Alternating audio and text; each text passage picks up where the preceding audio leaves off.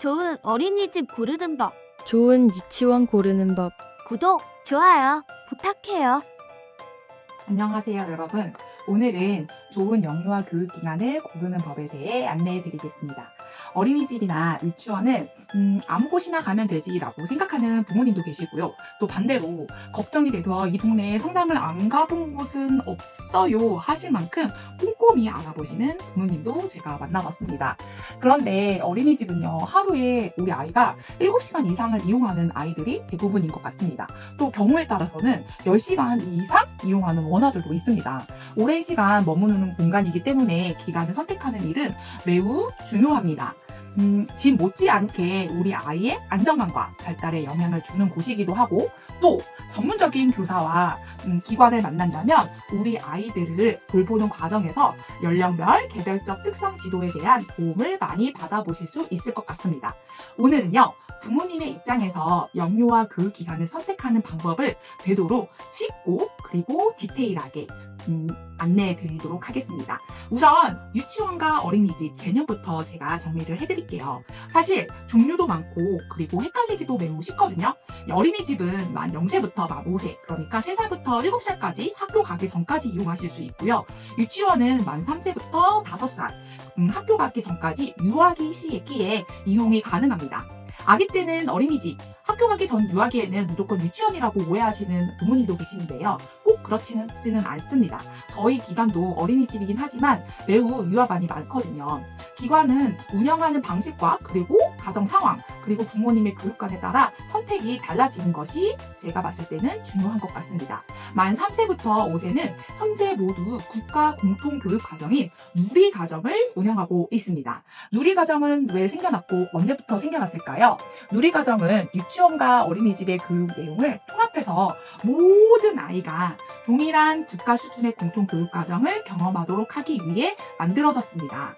2012년에 만 5세를 대상으로 처음 시행되었고요. 그리고 2013년에 만 3세부터 5살, 그러니까 전체 유아기 시기로 확대되어서 시행이 되었습니다. 그래서 기관 유형에 등 다르더라도 만 3세부터 만 5세까지는 같은 우리나라의 국가교육과정 누리과정을 운영합니다. 누리과정을 맡은 교사는요, 교사 자격과 함께 누리과정 연수라는 교육을 받으셔야 누리반을 맡을 수 있습니다. 그리고 또 국공립 어린이집은 뭐고 민간 어린이집은 뭐고 단설 병설 용어가 너무 헷갈려요 이렇게 얘기하시는 분들이 많은데요. 왜 보통 보시면 초등학교도 국공립 초등학교, 사립 초등학교 이렇게 좀 다르죠. 이렇게 이해하시면 될 것 같아요. 크게 어린이집은 두 종류, 국공립 어린이집, 민간 어린이집이 있습니다. 국공립 어린이집은요, 똑같이 나라에서 하는 국공립 어린이집, 그리고 민간 어린이집은요, 사립 형태의 어린이집으로 보시면 되겠습니다. 이 외에도 가정, 법인, 직장 어린이집 등이 있습니다.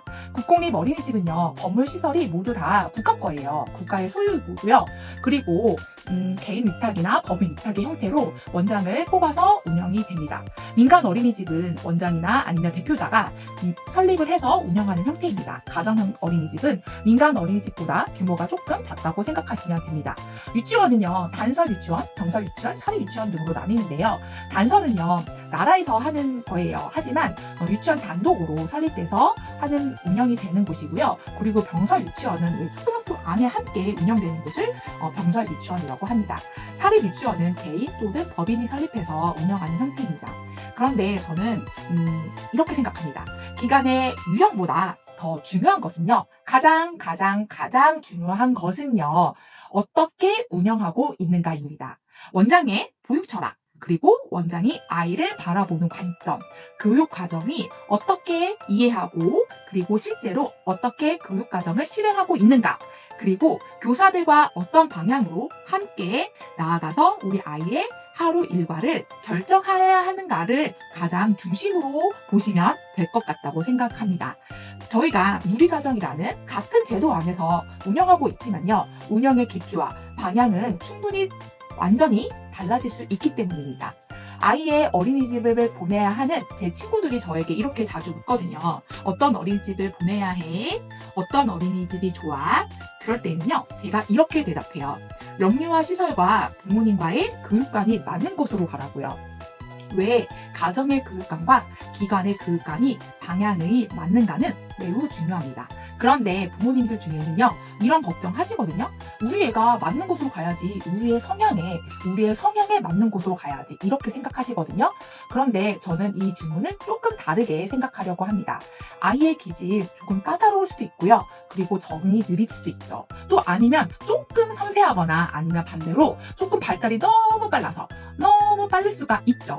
그런데 이 모든 것은요, 좋은 교사를 만나면 아이의 발달은 긍정적으로 발달할 수 있기 때문입니다.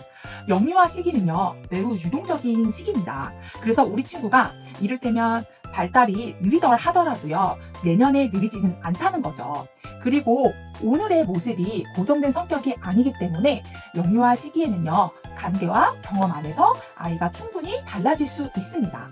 그래서 저는 우리 아이의 기질에 맞는 곳이기를 찾기보다는 내 아이를 이해해주고 그리고 제대로 성장시킬 수 있는 전문성이 있는가, 이걸 보시라는 것을 말씀드리고 싶습니다. 오늘 부모님들이 고민하셨던 문제가 몇 달 뒤에는 자연스럽게 사라질 경우가 매우 많습니다. 낯가림, 떼쓰기, 친구와의 갈등, 그리고 우리 아이가 말이 늦는 것 같다 걱정했던 순간들은요, 원과 부모님의 일관된 교육이 더해지면 우리 아이들은 생각보다 빠르게 발달합니다. 그래서 아이를 키우실 때는요, 조급해하지 않는 것이 매우 중요합니다. 그리고 아이를 단정짓지 않는 것, 그리고 성장 가능성을 믿어주는 것입니다. 좋은 기관은요, 현재의 모습보다 아이의 가능성을 봅니다. 아이를 잘 이끌어줄 수 있는 사람은 결국 전문성이 가진 교사입니다. 원장은 기관의 방향을 정하는 사람이잖아요. 그리고 교사들에게는 모델이 되기도 합니다. 우리 원장님이 어떻게 우리 아이를 어떤 시각으로 바라보고 그리고 그 과정을 교사에게 어떻게 조언하고 이끌어주는지가 교사의 태도를 만듭니다. 열심히 배우고 발전하고 싶은 교사는요, 그 원장의 방향성을 보고 같이 성장합니다. 그렇게 교사들이 안정되면 당연히 우리 아이는 자연스럽게 안정됩니다.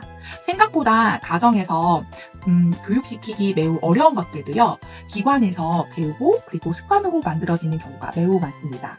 왜 어른들의 습관을 고치려면 참 힘들잖아요.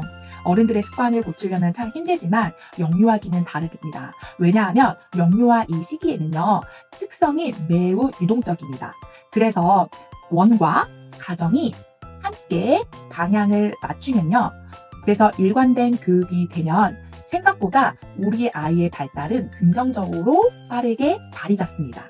좋은 기관을 선택하면 부모님이 애써야 할 에너지도 줄어듭니다. 기관은 다양하고 수없이 많은 아이들을 보았죠. 그래서 아이의 기질이나 어려움을 빠르게 파악할 수 있고 그리고 부모님께 구체적으로 제시해 줄 수 있습니다. 아이의 일상을 있는 그대로 공유해주고 그리고 우리 아이에 대해 이야기해주면서 해결 방안을 함께 고민하는 곳이라면 아이의 속도와 아이의 성장 속도는 매우 안정적으로 될 것입니다. 그래서 저는 이렇게 말씀드리고 싶습니다.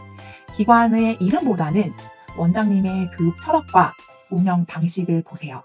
원장이 아이를 어떤 시각으로 바라보는지, 교사와 어떻게 소통하고 우리 아이의 문제가 생겼을 때 어떻게 관심을 가지고 교육하는지, 하루 종일 기관의 흐름을 알고 있는지, 그런 것들을요.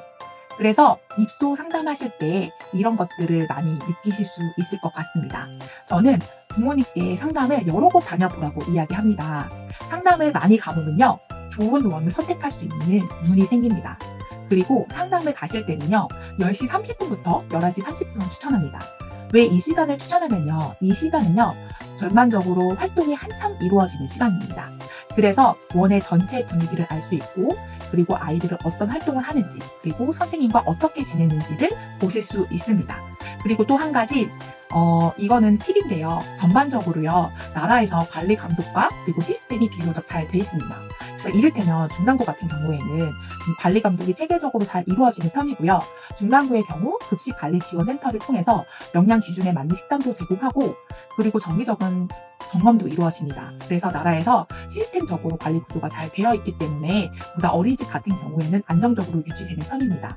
그래서 결국 좋은 원을 선택하는 기준은 내 아이를 성장시킬 수 있는 힘이 있는 기관인가, 그리고 우리 아이에게 개별적 관심을 주고 함께 키워갈 수 있는 곳인가가 매우 중요할 것 같다고 생각이 듭니다.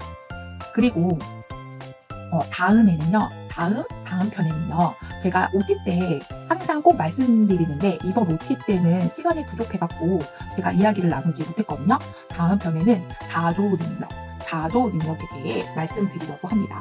우리 아이들, 우리 한창 커가는 영유아 시기 때 자조 능력이 왜 중요한지, 그리고 연령별 우리 아이들이 할 수 있는 자조 능력은 어떤 것인지에 대해 구체적으로 이야기하려 합니다. 지금까지 시청해 주셔서 감사하고요. 오늘도 힘내시고요. 우리 함께 아이들 밝고 건강하게 잘 키워갑시다. 감사합니다.